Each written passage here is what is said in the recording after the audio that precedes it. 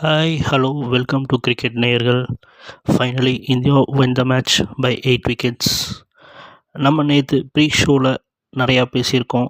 Mostly same 11 தான் இருந்துச்சு ரெண்டு டீம்லேயும். நம்ம சொன்ன மாதிரி பிச்சில் ரொம்ப மிஸ்பிஹேவ் தான் பண்ணுச்சு. பவுலர்ஸ்க்கு அது ரொம்ப சாதகமாகவே இருந்துச்சு. அது மட்டும் இல்லாமல் ஓவர்காஸ்ட் கண்டிஷனும் நல்லாவே இருந்துச்சுன்னு சொல்லலாம். இந்த பிச்சில் தான் India 180 versus Bangladesh warm up கேமில் ஆடியிருக்காங்க. ஸ்ட்ரெயிட்டாகவே மேட்ச்சில் என்ன நடந்துச்சு அப்படிங்கிறத பற்றி பார்க்கலாம். Indian captain Rohit Sharma toss win பண்ணார். உடனே பவுலிங் தேர்வு செஞ்சார். அவரும் அதே தான் சொன்னார், பிச் எப்படி பிஹேவ் பண்ண போகுது அப்படின்னு தெரியல, பட் இந்த பிச்சில் நாங்கள் ப்ளே பண்ணியிருக்கோம் இன் வார்ம் அப் மேட்ச் அப்படின்னு சொன்னார். சேம் டைம் அவர் என்ன சொன்னார்னா, ஓவர்காஸ்ட் கண்டிஷனும் இருக்குது, நல்லாவே ஸ்விங் கிடைக்கும், ஸோ அதனால தான் பவுலிங் சூஸ் பண்ணியிருக்கோன்னு சொன்னார். அடுத்ததாக அயர்லாந்து கேப்டன், டாஸ் லூஸ் பண்ண கேப்டன் என்ன சொன்னார்னா, சிம்பிளாக முடிச்சிட்டாரு. நாங்கள் நிறையா ட்ரை சீரீஸ் விளாண்டுருக்கோம் அகெயின்ஸ்ட் நெதர்லாண்ட். ஸோ எங்கள் டீமில் நிறையாவே மேட்ச் வின்னர்ஸ் இருக்காங்க. ஸோ இந்த மேட்ச்சில் நாங்கள் வின் பண்ணுறதுக்கு எவ்வளோக்கு எவ்வளோ போராட முடியுமோ அவ்வளோ போராடுவோம் அப்படின்னு சொல்லி முடித்தார். அடுத்ததாக மேட்ச்சில் என்ன நடந்துச்சு அப்படின்னு சொல்லிட்டு ஒரு சின்ன ஹைலைட்ஸாக பார்த்துடலாம். பவுலிங் தேர்வு செஞ்ச இந்திய அணி முதல்ல அஸ்தீப் கிட்ட பால் கொடுத்தாங்க. ஒரு left arm medium phasor. First over போட்டார். நிறையாவே இன்ஸ்விங் அண்ட் அவுட் ஸ்விங் இருந்துச்சு. ஆனால் அவருடைய செகண்ட் ஓவரில் ரெண்டு ஓப்பனிங் பேட்ஸ்மேனான பால்பெரின் அண்ட் பவுல் ஸ்டர்லிங்னால் தாக்கு பிடிக்க முடியல. ரெண்டு பேருமே ஒரே ஓவரில் விக்கெட்டை பறி கொடுத்தாங்க. அதுக்கப்புறமா இறங்கின Lorcan Tucker and Harry Tector, இவங்க ரெண்டு பேர்த்தோட பார்ட்னர்ஷிப் ஒரு சின்ன பார்ட்னர்ஷிப்பாகவே அமைஞ்சுது.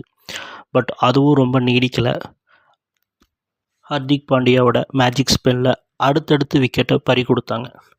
இதில் என்ன ஒரு ஆச்சரியம்னா, பும்ரா இன்னும் பார்ட்டிக்கே வரலன்னு தான் சொல்லலாம். ஆனால் பும்ரா ரொம்ப நேரம் அதையும் விட்டு வைக்கல. அவரோட செகண்ட் ஓவர் ஸ்பெல்லில் அவரும் பார்ட்டியில் ஜாயின் பண்ணிட்டார் with a wicket. Indian team அயர்லாந்து பேட்டர்ஸை குறி வச்சு விக்கெட்டை எடுத்துகிட்டு இருந்தாங்க. அவங்கள யாரையுமே செட்டிலாக விடாமல் டைமும் கொடுக்காம விக்கெட் அடுத்தடுத்து எடுத்துகிட்டு இருந்தாங்க. அட்லீஸ்ட் 16 ஓவர்ஸில் ஒரு ஆல் அவுட் ஃபார் 96 ஆனாங்க. அயர்லாந்து டீம் ஆல்மோஸ்ட் 50 ஃபார் 8 இருந்து 96 வரைக்கும் கொண்டு போயிட்டாங்க. நம்ம இந்தியன் டீம் எப்போவுமே அப்படி தான், ஸ்டார்டிங்கில் நல்லா பண்ணுவாங்க, பட் டெத் ஓவர்ஸில் அண்ட் ஃபினிஷிங் ஸ்டேஜில் ரொம்பவுமே சொதப்பி விட்ருவாங்க. விக்கெட் எடுக்கவும் ரொம்ப கஷ்டப்படுவாங்க. இதுதான் இந்தியன் டீமோட பவுலிங் அட்டாக். இந்தியா டீம் 96ங்கிற டார்கெட்டை வச்சு இந்தியாவுடைய ரோக்கோ ஜோடி அப்படின்னு சொல்லக்கூடிய ரோஹித் அண்ட் கோலி கிரீஸ்க்கு வந்தாங்க. பட் கோலினால் ரொம்ப நேரம் தாக்கு பிடிக்க முடியல. மார்க் அடையர் வீசின பாலை எக்ஸ்ட்ரா கவர் மேலே அடிக்க பார்த்தாரு. பட் அது டாப் ஏஜ் ஆகி தேர்ட் மேன் ரீஜனில் ஒரு அழகான கேட்சாக போயிடுச்சு. அப்புறம் ஒரு நல்ல partnership between Rohit and Pant. Almost match finish பண்ணுற ஸ்டேஜுக்கு போயிட்டாங்க. பட் ரோஹித்னால் அதை பண்ண முடியல. அதுக்குன்ட்டு ரோஹித் அவுட் ஆகிட்டான்னு நான் சொல்ல வரல, அது ஒரு சின்ன ரிட்டையர் ஹர்ட். ஏன்னா ஜோஸ்வா லிட்டில் போட்ட பால் அவருடைய ஷோல்டரில் அடி வாங்கினார். ஸோ அது ரொம்ப டிஸ்கம்ஃபர்ட்டாக ஃபீல் பண்ணியிருக்காரு. ரிஸ்க் இருக்க வேணாம் அப்படின்னு சொல்லிட்டு ரிட்டையர் ஹர்ட்டும் ஆயிட்டார்.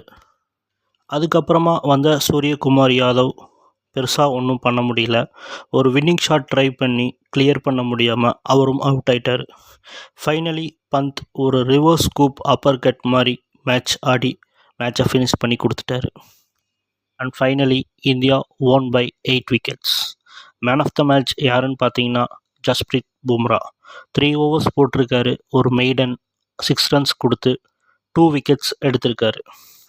போஸ்ட் மேட்ச் ப்ரெசன்டேஷனில் அயர்லாந்து கேப்டன் பால் ஸ்டர்லிங் என்ன சொன்னார்னா, இந்தியன் பவுலர் நல்லாவே ப்ரெஷர் கொடுத்தாங்க, we will come back with good crackers against Canada அப்படின்னு சொல்லி சிம்பிளாக முடிச்சிட்டாரு. அதுக்கப்புறமா இந்தியன் கேப்டன் ரோஹித் சர்மா கிட்ட கேட்டிருக்காங்க. அவர் என்ன சொன்னார் அப்படின்னா, காயம் ரொம்ப பெருசாக இல்லை, சின்ன காயம்தான். இது ஒரு 5 மந்த் பிஃபோர் கட்டின ஸ்டேடியம்னால எங்களுக்கு கண்டிஷன் எப்படி இருக்குன்னு தெரில. ஒரு டெஸ்ட் விக்கெட் மாதிரி தான் இந்த பிச் ப்ளே ஆச்சு. ஸோ எங்களுக்கு நிறையா எக்ஸ்பீரியன்ஸ் டெஸ்ட் மேட்ச்சில் இருக்கிறனால அது எங்களுக்கு பெருசாக தெரியல. ஹர்ஷ்தீப்போடைய ஓப்பனிங் ஸ்பெல் ஆன 2 விக்கெட் ரொம்ப க்ரூஷியலாக இருந்துச்சு எங்கள் டீமுக்கு. இதே கண்டிஷன் தான் இருக்கும்னு நினைக்கிறேன் பாகிஸ்தான் கேம்லையும். ஸோ நாங்கள் ப்ரிப்பேராக தான் இருக்கோம்னு சொல்லி முடிச்சிட்டாரு. எனக்கு தெரிஞ்ச இந்த தகவல்களை இந்த வீடியோ மூலமாக உங்கள் கூட ஷேர் பண்ணியிருக்கேன். இந்த வீடியோ பார்த்த எல்லாத்துக்கும் ரொம்ப நன்றி. தேங்க்யூ.